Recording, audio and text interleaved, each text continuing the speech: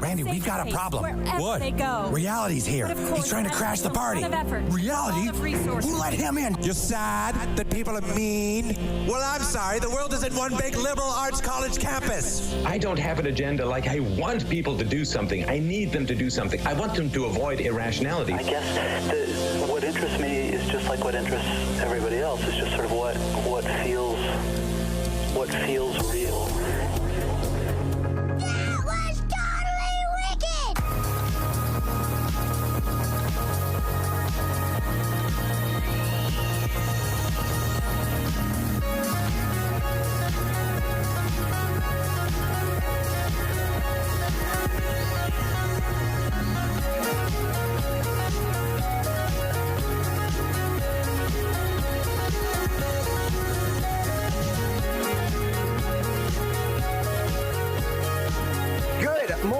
Ladies and gentlemen, welcome back to another edition of Real News in the Morning. My name is Mr. Henry. I'm wearing the red, blue checkerboard shirt today, 9:02 in the morning. It is June 30th, I believe, in the 2020. David Shine Thompson sitting over there, and our boy Zig from the PA. That's Pennsylvania for those that are not in the know. Now you're in the know, and that's half the battle right there. Welcome, everyone, to another edition of Real News. Going to bring on all our folks here in just a second.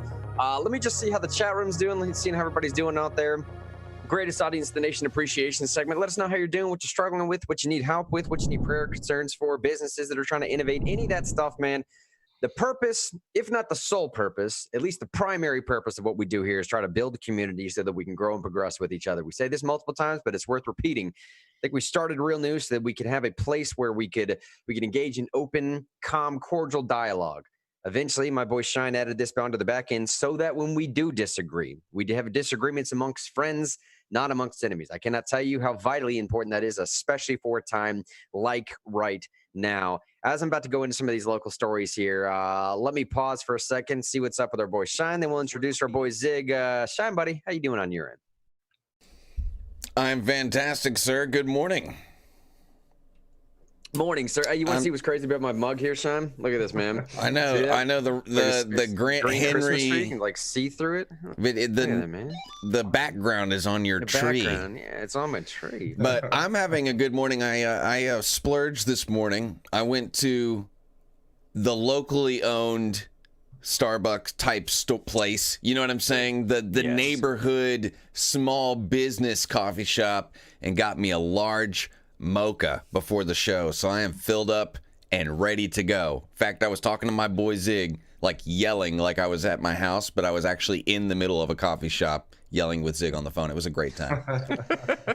But Zig, good morning, man. Thanks for joining the show today. Hey, thanks for having me on. It's a great Tuesday to do some thinking. Always looking forward to joining you guys and seeing what we can figure out together. Real news, real friends. Yeah, real news, real friends. Zig, by the way, we have been receiving, by we I mean Real News here has been receiving a multitude of new viewers from a bunch of different outlets that our boy Sean has been pushing us off onto. RealNewsRadio.live, by the way, RealNewsRadio.live. I think on YouTube in particular, that's probably one of the better places to watch us nowadays. Honestly, I just checked it. The little indicator on the left side of your screen pops up real nice, simple to read. As soon as you go live, little red tab there on the side that says live. You can see it first thing there. All that just to say is that we have a bunch of new viewers that may not know who you are. Introduce yourself real quick as far as like what you do in PA, what you're doing for Americans for Prosperity, what you're all about, that type of thing.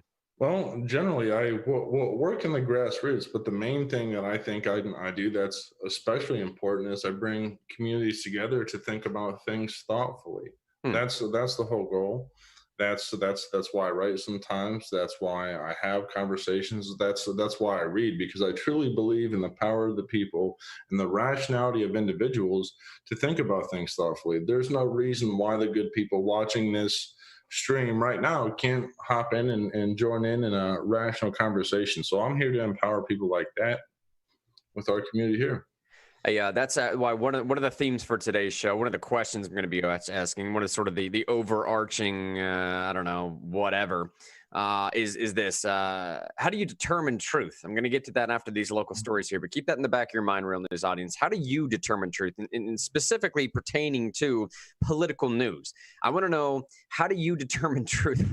What is sort of your epistemic approach to figure out what is truth, what's non-truth in this day and age where it's like, dude, I can't, it's just, Anyways, starting with the local stories here, Zig, to bring you up to speed. Much like most states, the major cities here in Tennessee tend to lean Democrat. That's not a surprising thing. It happens in most states, even in the South, right? Mm-hmm. In Knoxville in particular, we have a mayor. Her name is Mayor Kincannon, Indya Kincannon, and she has been surprising me quite a bit recently. Now, to bring our boy Zig up to speed here, yesterday we covered a story out of Nashville where Mayor John Cooper passed it. Well, I say Mayor John Cooper. It wasn't. It was basically the health board. The health board passed an edict that essentially said, hey, we have mandatory mask requirements from now. Sort of. Kind of. Like, they're mandatory except for if you have a medical reason not to wear them, you don't have to wear them. But you also don't have to cite the medical reason why you're not wearing them. Also, if you so happen to be in a building that's owned by the federal or the state government, you don't have to wear them there. So Shine aptly said yesterday, made the comment that this is a rules for thee and not for me type situation. I don't see how you could read it any differently. Well, here comes Mayor Kincannon out of nowhere, just like, I doing something right, man. Like, at least doing something that's within her power. At a minimum, I'll say that. I'm getting into the weeds too much here without even telling the story. Just wanted to catch our boy Zig up. Here's the story from WATE. Knoxville Mayor Kincannon mandates masks inside city-owned buildings. Knoxville Mayor Kincannon has signed a new executive order which mandates masks be worn inside all city-owned buildings. A news release from the mayor's office says that the order comes following a week of significant increases in the number of COVID-19 cases in Knox County, across the Tennessee area, as well as across the United States right now. That is a true story. Now, the order will go into effect as of Wednesday, July 1st, tomorrow, in all city-owned facilities, and that includes Public Works Service Center, Safety Building, Convention Center, Sunsphere, World's Fair Park Exhibit Center, Civic Coliseum and Auditorium, Jacob Building, the Muse indoor spaces at the Zoo Knoxville, Knoxville Station Transit Center, the Administrative Building for Parks and Rec. Play that backwards again if you want to. Put it on half speed if you really want to catch that. Or just read the show notes, click on the Evernote link yourself, or just view it on the screen because Shine's scrolling through right now. Quick plug again, Evernote link at the top of the description every single day, YouTube, Facebook, no matter where you're at. You can follow along with the show notes where we are. Now, also visitors to the City County building will be asked to wear a mask for all city-related business. Now, here's Mayor Kincannon's statement. She said, wearing a mask is one thing we know will help mitigate the spread of the virus. Everyone should be wearing a mask inside all public buildings and in places where physical distancing is difficult. It is just common courtesy. It's my responsibility to do everything I can, emphasis added on my part. It's my responsibility to do everything I can to keep the people of Knoxville safe, and that includes city employees and anyone doing business inside a city facility. She says, I want to lead by example, and I will continue to urge other leaders to take similar measures. And I got to tell y'all, dude, I am like jaw affixed to the floor right now. And I know it possibly shouldn't be, but just I didn't expect this string of seemingly liberty-style decisions coming from Kincannon. Mayor Kincannon continually surprises me. Now, don't get me wrong. I'm not so naive to believe that she isn't exactly what she ran as. However, some of her decisions thus far have been, dare I say, far more conservative and liberty-minded than even the Republican leadership in our state. For example, Kincannon refused to pass along data to her city police officers about people that have tested positive for COVID-19. Conversely, the Knox County Sheriff's Department indicated they will absolutely use that program, and apparently, to the best of my knowledge, are continuing to use that program right now. Now, whether you say that's a good thing or bad thing is not necessarily the point. The surface level analysis for me that most libertarians or conservative limited government individuals have to break through is that surface level analysis of privacy protection. The need to break privacy protection, the need for the government to explain to me why they are breaking privacy protection. Kincannon says I'm not doing it. The Republican-led Knox County area says I'm doing it. Now, additionally, the mask mandate here in Nashville is not applicable to government-owned buildings, federal or state. I'll say that again. The mask mandate here in Knoxville, here in Nashville, where I am, is not applicable to government-owned buildings. And in Knoxville, she makes it only applicable to government-owned buildings. The exact opposite of what we led with yesterday. It was the rules for thee and not for me. Now it's specifically rules for me because I stress one more time, Kincannon said it's my responsibility that I can keep some of the people in Knoxville safe. I can't force you to do it, though. It's baffling me. And you had another example as well as far as it pertains to taxes, but I'd love to get your take on this as well. I want to say, Indya Kincannon came out and said no property tax increase about a month ago. And I was having a conversation with what would you call it? A Republican leader in the area that lives in the city. And I made the offhand comment that I didn't know if the Republican who was run. Well, I'm not going to throw around names, okay? I'm not trying to run anybody down or anything, okay? And this is just a hypothesis, a guess. This isn't fact. But from Shine's point of view, I don't know if the Republican who ran for city mayor would have made the same promise not to raise property taxes. In fact, Grant, I remember maybe was it you who asked him to make a commitment about not raising property taxes and he wouldn't commit? Specifically yeah, twice. I think it was actually even Grant who tried to make him commit to not raising property taxes, and he wouldn't do so. So the Democrat, Indya Kincannon, she did. She went on the record. Now, she could go back on that. But at the moment, we have to take her for her word. We always say, you got to praise rhetoric that you agree with, whether or not you believe people are being sincere, because your praise is part of accountability to hold them to sincerity. But I don't know if the Republican, if we'd be in the same spot in the city here with someone committing not to raise property taxes, mostly because we have an example of that same person. This is not Indya Kincannon. I know I'm being confusing, but the person who ran against Indya Kincannon would not commit to not raising property taxes. But Indya Kincannon has committed to not raising property taxes.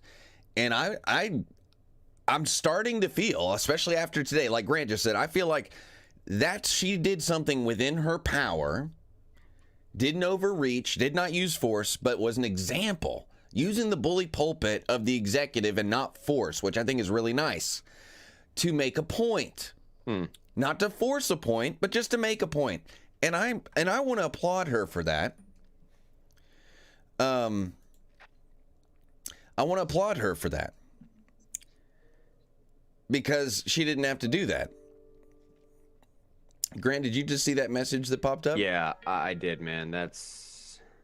I have no idea, man. We may have to break this in 10 minutes and come back. That has not happened to us before. By the way, if you haven't seen that, we just got a message on our screen saying that this Zoom account that we're using, it's because we have 3 people on now. It won't hit you for that time limit if you have 2 people, but 3 people hit you with that time limit. Apparently, this account we're using is not unlimited anymore.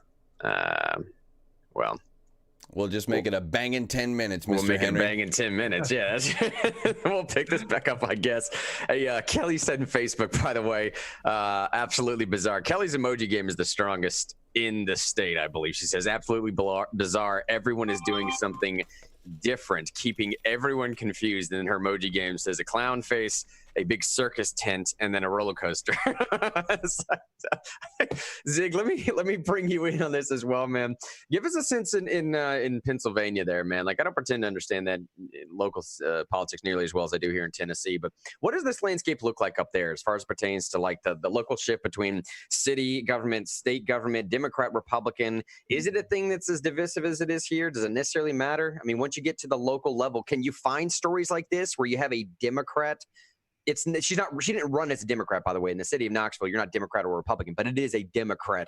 Do you have stories like that in Pennsylvania where a Democrat does here in Pennsylvania, the real battle has been between the legislator against the governor, where the governor's overreach has actually been challenged and went all the way up to the Supreme Court, because there's a conflicting statement in the Pennsylvania Constitution that says emergency declarations can be terminated by the legislator, but there's also another spot that says that concurring resolutions have to be signed by the governor. So there is some degree of constitutional conflict in which the legislator has often been effective in overriding the governor. And that's why it's so important for people just in general to be involved, because I've seen right here in Pennsylvania that you can contact your legislator and your lawmaker and have them override ridiculous decrees by the governor.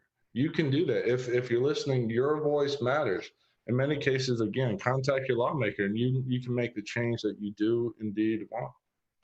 Hey, by the way, we're in the audience. About 7 minutes and 20 seconds. We're going to be winding this stream down, picking up another one. Our Zoom account is it's getting a little bit wonky over here. But in that remaining 7 minutes here, let me just go on to another story real quick. Giving a quick update by way of Tennessee. Tennessee is, again, we're extending Governor Lee is extending the state of emergency. All right, nothing too much to report on this necessarily. It's exactly what you think, though. State of emergency basically just sorts of, I don't know, urges folks, but doesn't require it, urges people in Tennessee to limit activity, maintain social distancing, and staying home whenever possible. It also limits social and recreational gatherings of 50 or more people, though places of worship are exempt, as well as weddings, funerals, and related events like that. Importantly, though, it also includes many other sweeping provisions, such as access to telemedicine services, continuing delivery of alcohol services, allowing prescriptions to be available for 90-day supplies. Meanwhile, driver's license and photo ID renewal deadlines will be extended until November 15th. Payments to reinstate driver's license are also being extended. I'm telling you right now, like, the more some of these states of emergency start to extend, this one, by the way, was meant to be released today on June 30th, but it's now been extended until August 31st, pushed back into August 31st. Importantly, also, it kind of puts a delay on the statewide phase 3 reopening process. I think we're still stuck in phase 2. I need to verify that through other sources, but that's essentially what you're looking at. The big picture is like, cases are rising. We need to put a new containment on this type thing. So everybody calm down for a second. Get back into the old school. This is Lee speaking here in a sense. Everybody calm down. Get back into the old school thing of thinking of stay home, protect yourself, be safe type thing. And we'll get to that stuff when we come going forward. But I'll tell you this much right now. The more we extend these states of emergency, the more we remove these regulations on a bunch of stuff that I just mentioned, the more used to it people are going to get, which is a terrible way to phrase that. But I'll put it this way. If you get people acclimated to delivery alcohol services, if you get people acclimated to using telemedicine services or to, I don't know, anything else like this incoming video chat. Did we lose Sean? Just keep going. Oh, all right. Sorry. If you get people acclimated to doing some of this stuff right now, they're going to want to keep it around. I guess I'll kick it to Zig here, too, to get some response here in a second. But, buddy, you follow what I'm saying? If we're using states of emergency to remove regulations that arguably make a lot of sense to remove in general, I don't quite understand sometimes what the stall is on a lot of these things. I'll put it this way, buddy. If people can operate just fine during the middle of a pandemic with alcohol being delivered to their front doorstep or delivered anywhere, dude, why in the world would we not just be okay with that in general? I don't quite understand why the pandemic changes the way that some of these regulations are applied to our lives.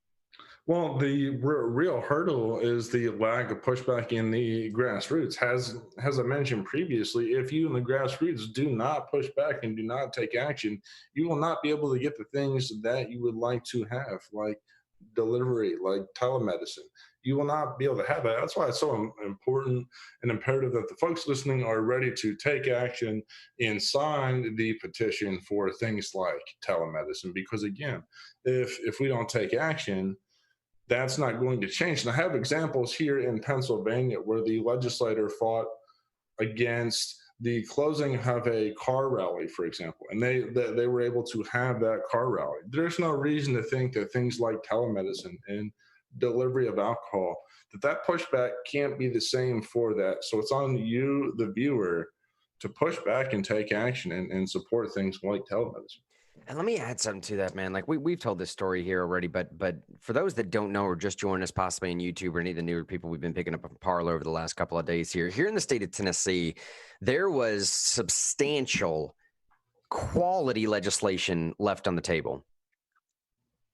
I mean, absolutely quality legislation left on the table.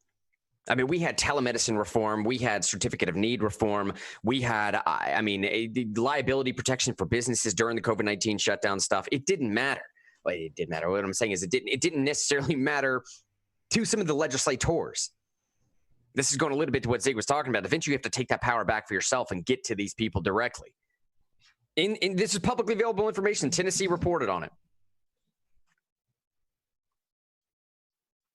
They basically said, okay, the Senate had a deal set up where the Senate was said, we really want COVID-19 liability protections for businesses, meaning if you come into a business and somehow so happen to contract COVID-19 during that same day or something, you can't hold that business liable because causation is nearly impossible to prove in something like that. They don't know where else you've been, who else you might have interacted with. How can you point to that specific the business that's where you picked it up from? Nevertheless, the Senate said we want protections like that. The House said we want telemedicine restrictions were lifted.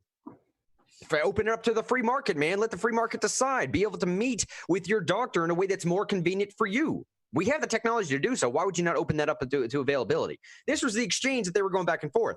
Senate said we want our thing. House said we want their thing. They had some type of tacit agreement or something. And then a bunch of Twitter spats happened in the middle of the night. And when I say middle, I'm literally talking like 11, 12 o'clock. That last day of legislature here in Tennessee didn't get done until about 2 or 3 a.m. Again, this is publicly available information. I don't feel like I'm leaking anything I shouldn't.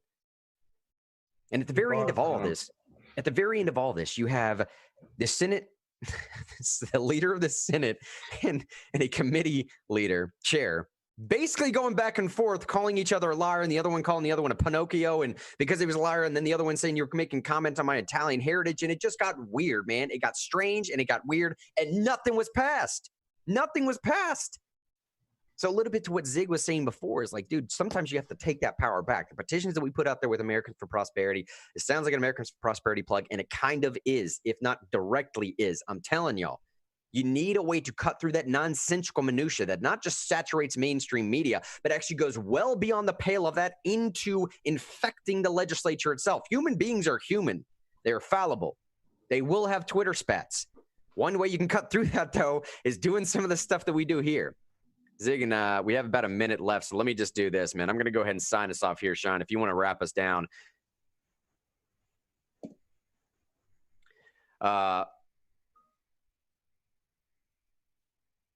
Gotcha. I'll leave you two here to sign us off, and I'll set this up right now. We'll be right back, by the way, with how do you determine truth? Go ahead.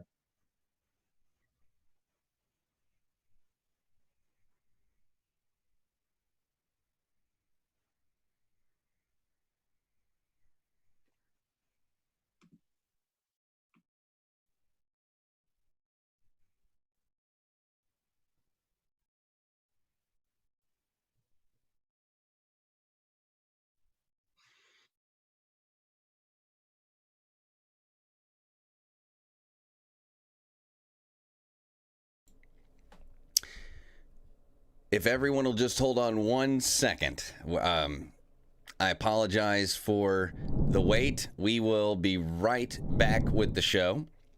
Grant is reestablishing our Zoom connection. We thought we had an unlimited account on Zoom, but we were wrong. So I apologize for that. It'll only be 1 moment.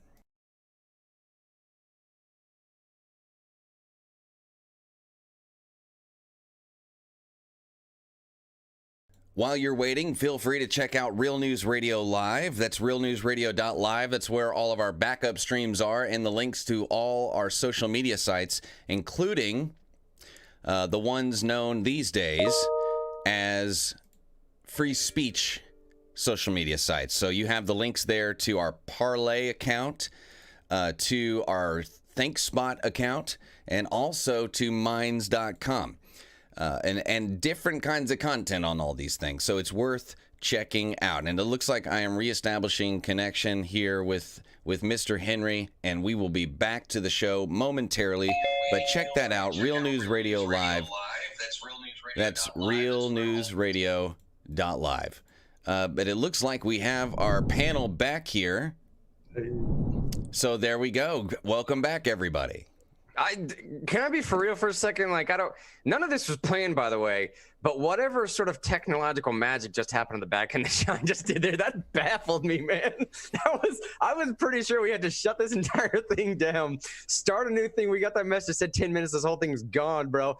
And you don't know how frustrating it is for me and trying to put so much effort in this program to have it shut down to get all y'all back on the same page with. That was baller, dude. That was straight up bother. Well, we just used the opportunity to do a little commercial. I don't know. We may have lost people. I'm not sure because I was paying attention to what the people could see, but that's okay. Hey, live, something that we don't emphasize enough on this show. Most of the content you see on YouTube and places like that are pre-recorded content.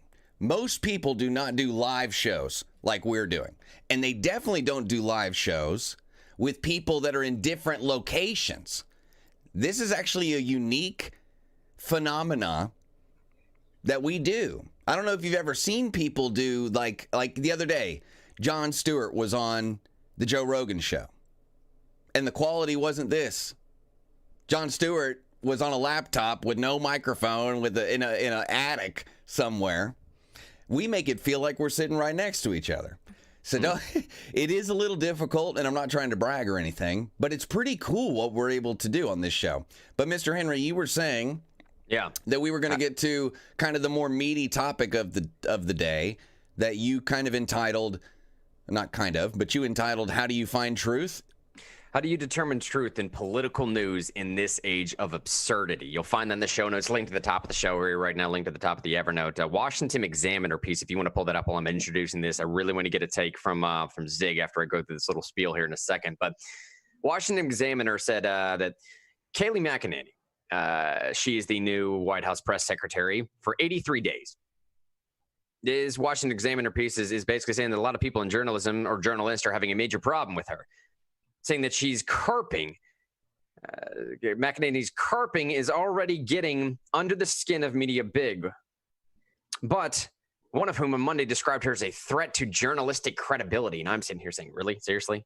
Like the White House press secretary is what the threat for journalistic credibility? Y'all have done that to yourselves? I digress. Going on to say, according to a former top editor. Projecting much. Going on, she said, according to a former top editor and Columbia journalism school professor, that the combative press secretary is, quote, seeking to undermine the credibility not just of individual journalists or outlets, but of journalism itself. Is that right? Cheered by fans for her style and regular challenges to questions from reporters, critics have claimed that she's evasive and too quick to note media errors. This is coming from Columbia Journalism Review. This guy named Bill Gruskin. He basically said that, McEnany's tactics are not exactly something that he would abide by, saying, quote, when confronted with a tweet or a quote that might work to Trump's disadvantage, she tries to undermine the press rather than to address the substance of the story. This is why she comes armed to briefings with multiple examples of press failure, some valid, some fictitious, and draws White House reporters into a noxious tit for tat. His top compliment seems to be that McEnany's criticism of the media, a tactic she has used to pivot from questions she doesn't like. Going on to say, quote, gamblers would call such an episode The Tell. McEnany demonstrated that her goal isn't to respond directly to these questions or even to engage in a dialogue about journalistic ethics. It's to throw up as much chaff into the media's radar that even the most basic critique is deprived of meaning. Now, Shine, if you can, go ahead and that Twitter link that's next thing down in the show notes there. It says, so does the president believe... I won't even spoil this question. There's a Twitter link down there, right thing, the next in the show notes there. Yeah, I see it. I'm about to pull it up. Now I asked this as we're about to play this video, and I'm hoping Zeke can hear that. If not, I'll explain the question here in just a second. But I asked this, in this day and age, again, how does one disseminate truth in reporting, truth in media news coverage? How can you cut through the bias? So we just heard that McEnany is undermining journalism. But Sean, if that video is ready, go ahead and just play that video from the beginning, and you guys judge for me. Who is the one that's destroying journalism here? There's a national conversation going on right now about the proper place of symbols of the Confederacy, statues, memorials, names, and the president has repeatedly inserted himself into this debate. And I think a lot of people are trying to understand what his view of memorializing the Confederacy is and the proper place of the Confederate flag. So a couple questions. One, does President Trump believe that it was a good thing that the South lost the Civil War? And then two, is he interested in following NASCAR's example and banning the Confederate flag at his own events? Well, your first question is absolutely absurd. He's proud of the United States of America. Dude, all right. So, what was that even a quote? What was that? What was that? I don't even know what to call that, man. I don't pretend to be trained in journalism, but I've done a little bit something tacitly related to it. Can you for a little confirm or while. deny that the president likes the Confederacy and wishes they would have won the Civil War so that he could have been president of Alabama? I don't know. I don't know. Yeah, and then it starts falling apart from there. It's, Right, man. It's like, does the president wish that the South would have won the war? I mean, look, before I does give the my president hate puppies? And does he want to murder them all? right. Because he has never said that he doesn't hate puppies and that he doesn't want to murder them all. That's true. And a reasonable person would assume, because he has never said that he hates puppies and he wants to murder them all, that he might. He has never. That is true. He has never said that he doesn't want to murder puppies. Double negative for emphasis and confusion. Oh, it's like the history. We can't prove that aliens don't exist. So and that's journalisming at its best. It's the best journalisming I've ever seen. Oh, that'll prove positive of a negative right there. Will get you every time, right? Zig, buddy, let me kick this to you, man. Starting off with this initial question. And I think that was a quick demonstration of, like, I don't even know where we are anymore, right? Of Kayleigh McEnany responding to some absurdity, and then McEnany is the one that's getting under the reputation for her being destroying. Let me ask this to you. How do you determine truth in political news, man, in this day of absurdity? And I think truth is what has power over people. Or perhaps truth is power, so to say. And that's why things like the big media, and what they want to do is they want to have power over people. What we're doing here at Real News and in our community in general is we want to empower people. Okay, not keep them down with rhetorical quotes without ridiculous nonsense, rhetorical trap questions. We are trying to empower the people so that the grassroots can rise. That's what truth is power. And that's why we need all of you to join us, so that way we can be the ones who make the news, so that facts, okay, can be considered truth. What's considered truth now is rhetoric and what feels good to people. I think we're better than that, and I think that we can do a much better job together as a community. Yeah, man, in the traditional sort of ancient sense of epistemology, right, of how do you know what you know? How do you know what you know is true type thing? Like, I think, dude, I love what you just said. Like, we're better than that. Aren't we better than this? And I know I have a terrible, terrible problem. It's one of those, like, old radio adages. One of the first things you're supposed to learn when you come into the industry is don't say the word we, because you never really know who you're actually including in that term of we. And I do it all the time. You're not supposed to do it. But I did use it importantly there. We, I'm talking about, like, at least the American populace, at least the people that listen to this show for sure. Whoever we might be generally applicable to, I would hope even maybe the entirety of the Earth's population. Dude, we are all better than what I just played a second ago, right? Zig, you hit that on the head, buddy. Are we not better than this? Maybe I'm just giving people too much of the benefit of the doubt, but I do not think so, man. I think that the overwhelming majority of people that would watch that clip are, can you answer whether President Trump would have appreciated if the South won the Civil War? Like, for real? Seriously? Is there someone that watched that and was like, yeah, got him. Yeah, how they gonna respond to this one, man? I don't understand. Well, and I don't know if we are better than this, Grant, but I do know our potential. What we should be, what we could be, is better than this. I do know that for sure. What our potential is, the thing we should be striving to become, is better than this. That I do know. Truth can also be what has meaning. That's what has meaning to you is what is the most true to you. And this stuff on TV is anti-truth in that regard. It's demeaning. That's why we're encouraging so many people to take action, so that way they can find meaning in participating in real politics and not this on-air rhetorical broadcast of nonsense. Right? Hey, and speaking of action, too, Real News audience, I know I introduced something yesterday about an issue that's going on in Nashville. Give me about a 24-hour pause on that. There was a bit of a snag we hit, policy-related snag we hit yesterday, so I'm going to have to give an update on that in about the next 24 hours. But it's still looking good. Hang in there with me. Just wanted to let y'all know. Yeah, that's what I'm. Yeah, exactly.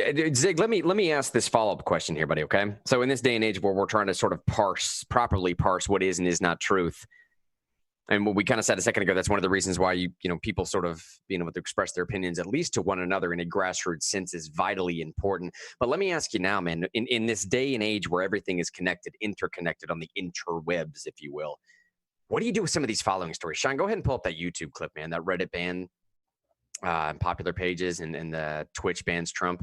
It's about a 40, 50-second clip on YouTube. Zig, listen to this real quick, man, and let me know how we respond to something like this. Yeah, Fox News clip. Yeah.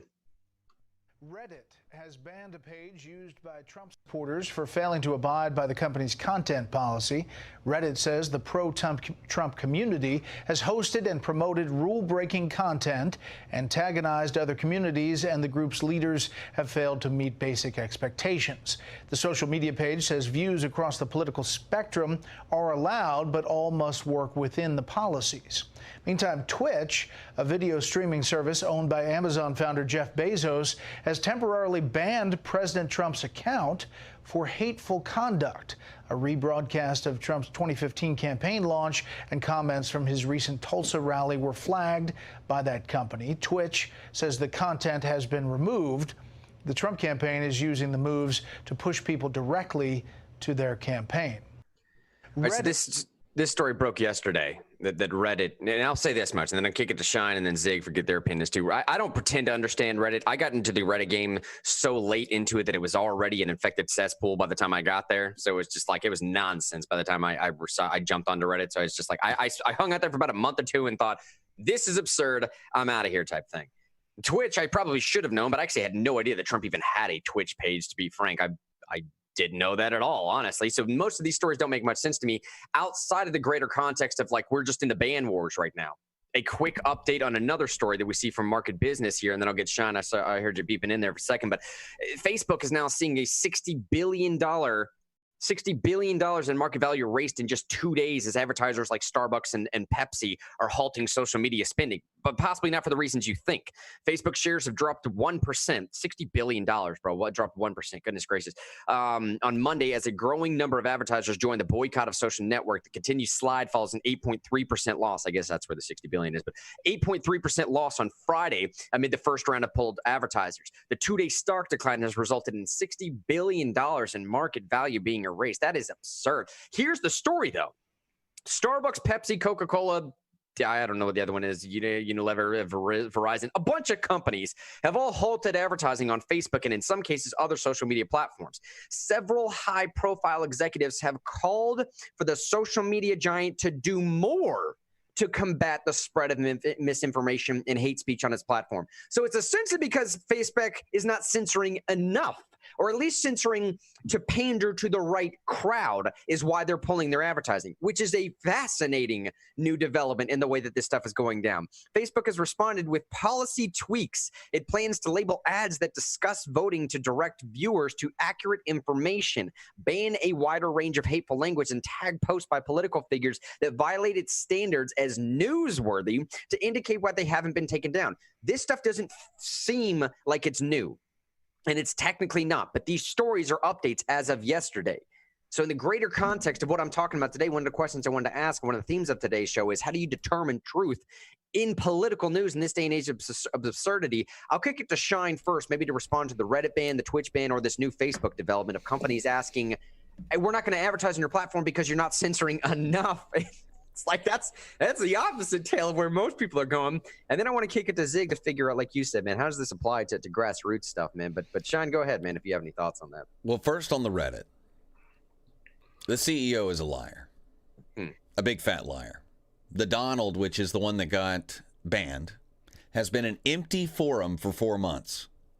The Donald moved to a website called thedonald.win. Really? 4 months ago.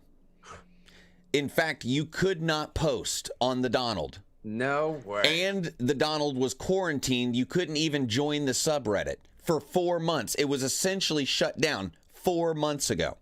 Huh.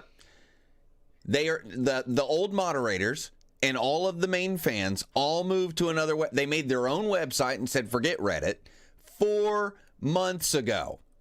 And I have screenshots of the Donald quarantined because I was on that subreddit, but I couldn't post. Not that I've never broken any rules. It's not about that. The people who owned Reddit only allowed certain people to post on there, and they weren't the Donald people. They were Reddit moderators who worked there. So the fact that they were banned because of behavior, it would have had to have been their own moderators' behavior. It would have had to have been, because those were the only people allowed to post. And like I said, you weren't allowed to join it or see it. It was quarantined. Okay? So first thing, the CEO of Reddit is a liar. He's a liar. He's a big, fat, stinky, nasty liar. So part of the way you find out what truth is you have to pay attention to what's going on. So when people make statements of fact, you know whether or not they're true or not. So a statement of fact that was made was the Donald broke rules. Okay? That's a lie, because there haven't been any posts on the Donald in 4 months. Okay? So that's just Reddit. But the Donald wasn't the only one. There were 200,000 subreddits taken down on Monday, including Reddits of several prominent YouTubers, not just conservative ones, but anybody who was outside the, what do you call it? The approved narrative. Yeah. So if you were what they call it, exclusionary feminists, like people who believe in women-only spaces and things like that. You could be liberal, so you don't have to be a conservative. You could be someone who is a classical liberal, or even liberal in the true sense, but just believe in women-only spaces, and that would make you someone who could get banned on Reddit. So I don't want to limit it to conservatives. Twitch, what got banned? The reason the Donald Trump campaign, by the way, not Donald Trump's personal Twitch. Donald Trump doesn't have a personal Twitch. It was the Donald Trump campaign. The video that got banned was that video where he's coming down the stairs. You know, when he kicked off his campaign and he talked about a certain group of people who live south of here not sending their best people. Okay. Right. Remember that statement? Yeah. That was what he was banned for, or what the campaign was banned for. So just to be clear, we're talking about truth, right? We're just talking, like, even in that story, they didn't tell you the story. They told you the corporate press release, which purposefully left out facts that would make them look bad or wouldn't make them look good, at the very least. So part of the way that Shine figures out truth is to ask what people have to lose and what they have to gain when they're making statements of truth, and then weigh that against what I already know. You know what I'm saying? Absolutely, man. So I never look at a story like that and say, face value, here's what happened, because there were lots of things missing. And so I just filled them in for you. And that doesn't mean I know the truth, but now you have more tools to find the truth, because I gave you more of the story than that story did. And finding truth in media is very difficult, and it's more difficult now than it's ever been. And because who has the time to pay attention to everything? Nobody does. And it's very difficult to find truth in a world where you can't trust what people say. Something that is almost essential for truth creation is trust. If you don't have trust, then you're doubting everything someone says, and it really slows down the enunciation of truth and the pursuit of truth, because you have to double check everything, as opposed to being able to trust information and then build upon that to create the more complete picture. But anyway, I'll move on from there and see if Zig wants to throw in anything. No, so for me, what is truth is success. If you're one of these people who feel like you are being downtrodden, if the news is getting you down, if it is not producing a positive effect, then to me that is not true. And if you want to have real truth, have success, join us, create your own narrative to actually get something done, whether it be supporting things like telemedicine. Together we can overcome whatever fake news, unrealistic news, irresponsible news on TV by making our own story, by making our own meaning, That is what is the truest, is finding your own meaning. And we can do that. We can do that. And that's why I don't get discouraged by things in the media that are ridiculous or absurd, because I know that every day when I wake up, I'm joining a community that together we will make new truth. We will overcome. We will pass legislation that will benefit all people. Okay, and I think that's more true than what the president says, what his press secretary says, what his grandma says, what his dog says, what flying monkeys say. Okay, that'll be more true. Okay, our success will be more true than the stuff that's getting people upset and frustrated and having them not taking any meaningful action. Man, you just said something that was just remarkably profound to me. I'm not exactly sure why it hit me so hard, and it may not have hit everyone else that way. But when you were talking a second, when you said that we make our own truth, you're part of a community that makes your own truth, that makes your own stories. Like we are in the day and age, man, of like narrative reigns supreme. Okay, the best storytellers and the ones that are winning out. Epistemic information is not necessarily worth nearly as much as it used to be. I mean, we could go all day long on any particular topic. Pick your topic, man. Doesn't matter if it's COVID-19 or global warming, or doesn't matter the particular topic. You could trade your science against my science. We could be sitting here literally all day long, because we are just trading logical fallacies like cards, like baseball cards, man. I'll trade you your logical fallacy for my logical fallacy. My authority is better than your authority. We'll appeal to whatever. But something you just said a second ago, man, we part of a community where you make your own stories, you make your own truth, you enact that truth then on the world, because you not only can you control it, man, it's something that's like, it's attainable, right? It's tangible. You can reach out and feel it. What we just covered, I don't know if anyone picked up on this while it happened, but like, I was actually an individual that fell victim to exactly what Shine just indicated don't fall victim to. And unfortunately, being one of the co-hosts of this program, I shouldn't be the guy that does that. But vulnerability, breeding vulnerability, let me just explain what happened here. So I played a YouTube clip. Shine played the YouTube clip, but I pulled this YouTube clip this morning. 50-second clip. Fox News. Talks about a Reddit ban and talks about a Twitch ban. I had no clue what the rest of that Reddit story was. I don't know how much extra additional research Shine had to do to go figure out what this other side of that Reddit story was. Maybe he's just plugged into somebody that actually follows that type of stuff. But if I'm the guy that's leading some of this stuff and putting some of these show notes together, I had no clue that's what the real story was. A guy that I'm assuming the rest of the audience comes to trust to some sense of veracity, or maybe I'm the guy that should be able to verify some. I had no idea. The point I'm making is I am fallible. I fall victim to this stuff. I missed the mark on this stuff, man. I didn't know that Reddit story was basically that thing was shut down for 4 months. And what Shine is indicating, I don't know if y'all picked up on this side either. Apparently it was sort of a self-ban. Apparently it was a thing where it's like the guy that was moderating that page, he's the one that voluntarily, for whatever particular reasons, shut that down. Reddit then on the back end, seeking in an opportunist manner to expose what ended up happening there, saying, we made this decision because it's the right thing to do. Dude, they're opportunists. They're provocateurs. They're cashing in like every other major company is cashing in right now. I didn't even realize how well that story could have connected to the Facebook story. Starbucks, Pepsi, Coca-Cola, Verizon, they're all withholding advertising on Facebook right now because Facebook isn't censoring enough. It's even bigger than that. You're just looking at the stuff that came out yesterday, but it's been coming out for days now. There are actually major advertising firms, and sorry, my camera's not coming on for some reason, but they're major advertising firms that control billions of advertising dollars for multiple companies. I think it's like Universal or something like that. I think that was actually in that article. Yeah, it was. So that's not a company like Coca-Cola or North Face or Pepsi.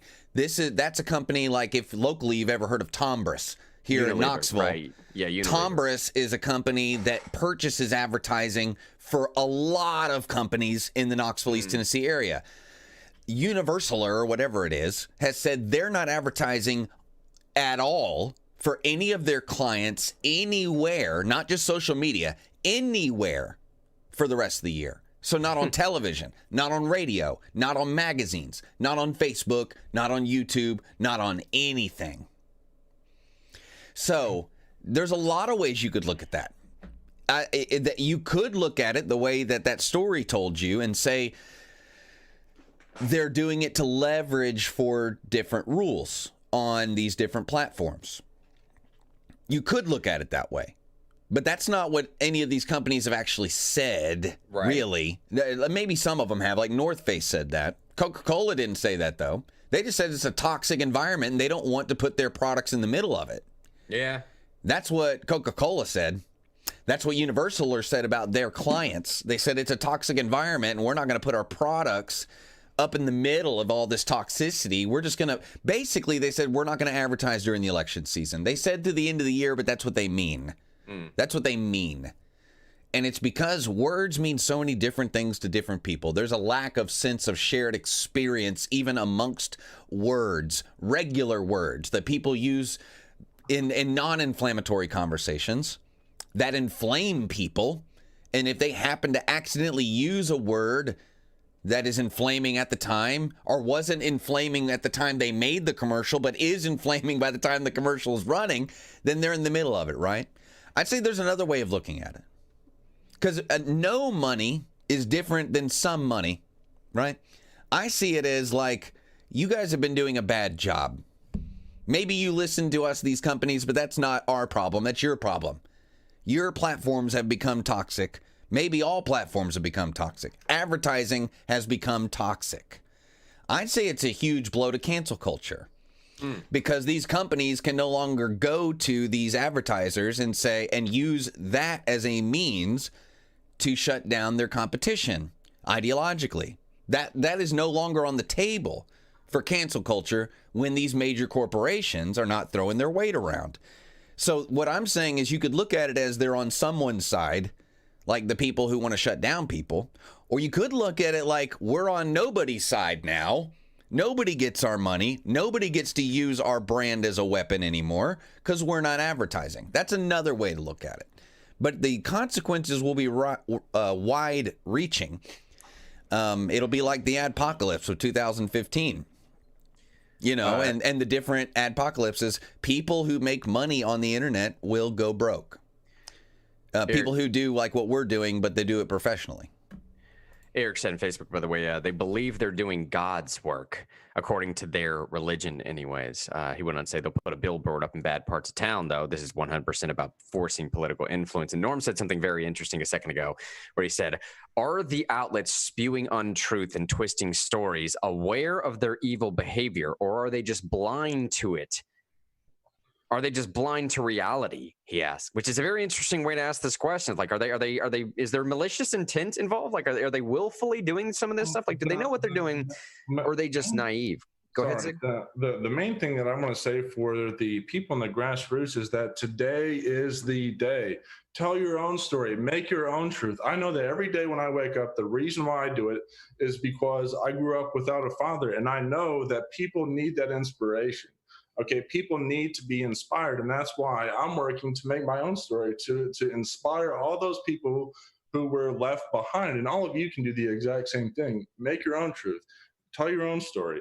That's what we're encouraging you to do. You can join us in these conversations.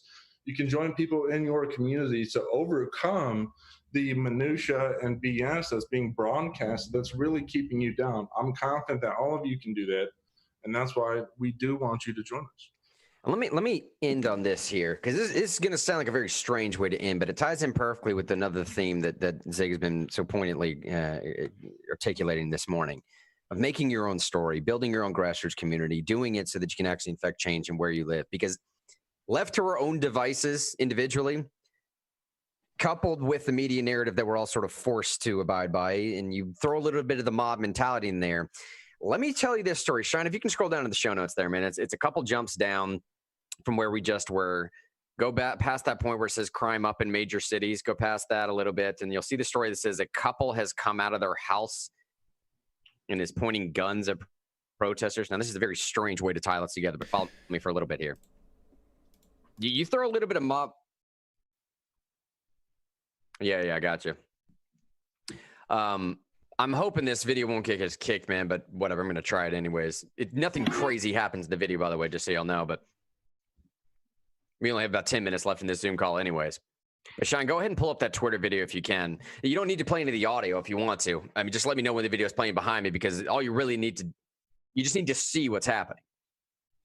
So apparently what you're looking at right now is the mayor of St. Louis set off a controversy by doxing a bunch of protesters or rioters, whatever you want to call them, doesn't matter, during a live broadcast.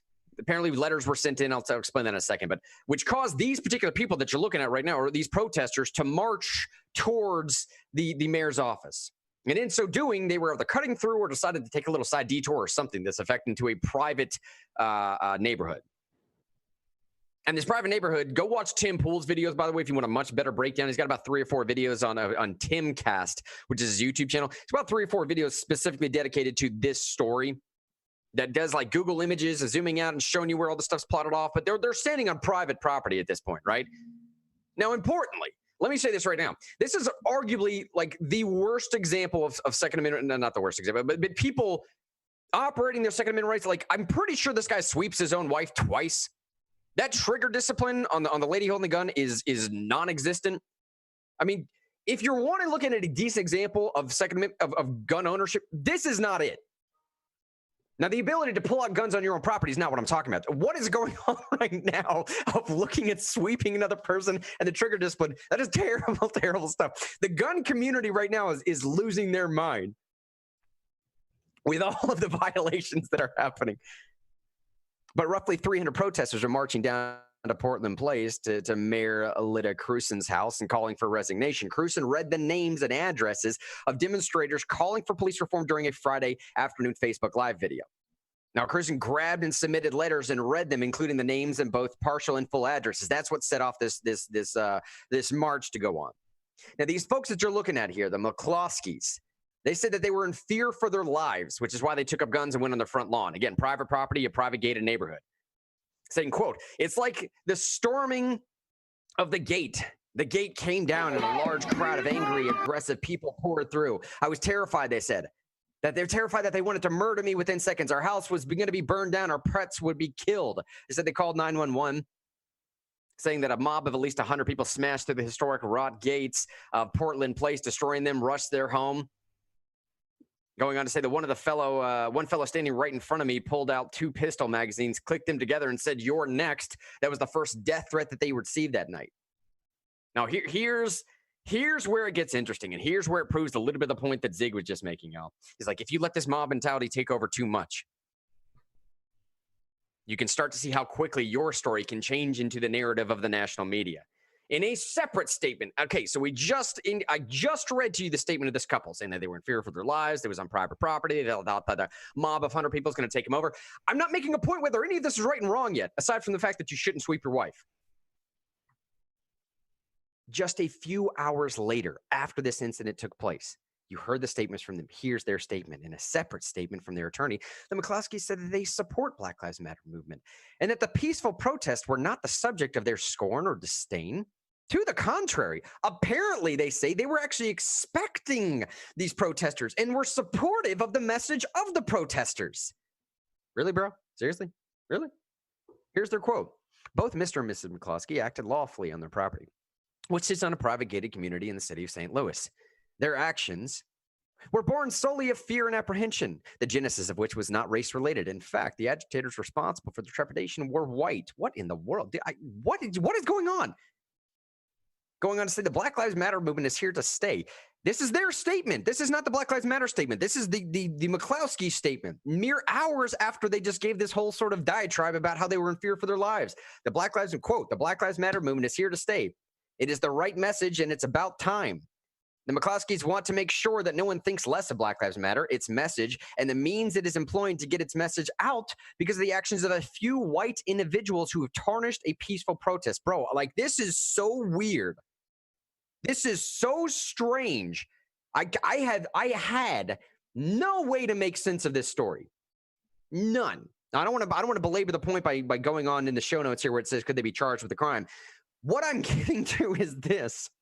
This is by far one of the strangest turnarounds I've ever heard in a recent story. To go from defending your home with firearms out in the front lawn, to go from that to saying that you were completely wrong, and in fact, we're expecting protesters within just a few. That shift in a few hours, that is baffling.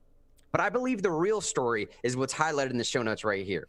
Mark and Patricia McCloskey are personal injury lawyers who work together in the McCloskey Law Center in St. Louis. according to their attorneys. Oh my gosh, dude. I don't know any other direction side or left. According to the attorney, McCloskey's are quote lawyers with whose professional career have been punctuated by their long-standing commitment to protecting the civil rights of clients victimized at the hand of law enforcement. This commitment of time and resources in this cause continues today. The point I'm making is like, all right, dude. One of the reasons why Zig says, band with your fellow community is because, like, man, I don't know, man. Sometimes if you haven't parsed this stuff properly, if you really haven't had a name for yourself, if you haven't thought through this stuff properly, if you haven't synthesized all the variables at play,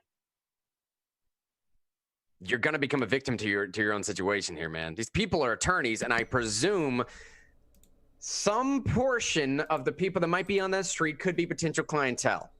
Should I put it that way? That's exactly what's going on. That's exactly what happened. Their attorney hit them up and said, bro, you see that house that you're protecting? What do you think paid for that? How do you think you attained that? You're right. If the narrative now has been set that these people are going to be your clientele one day, why do you think they switched off? So it's not because they genuinely believe anything they said. None of the stuff they said did they actually believe. Not a single portion of it.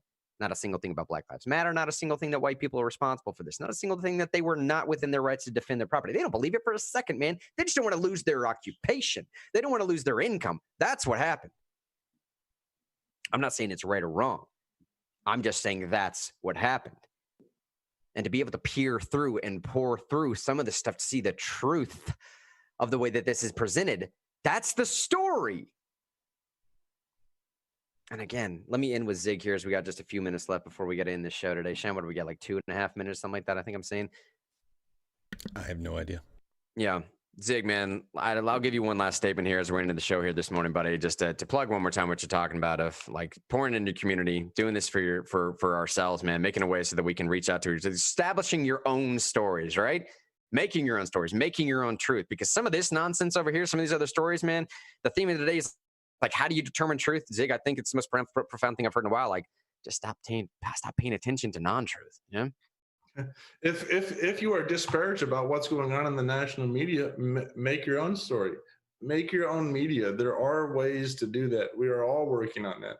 That's why we have this broadcast now, and that's why we encourage people to join, call in, talk with us. That will establish your own truth in your own narrative. Because again, instead of listening to something that's not going to make you more money, it's not going to make you happier, then what are you doing? Should you always do that? If you're not going to be happier or have more money, why pay attention to all this stuff that would burn you out? But instead, you can take action and you can be a leader in your community, and the truth of your accomplishments will far outlast the stories of today, the stories of tomorrow, the stories of this year. That's why it's so important that you work with us to really take action to get to that level.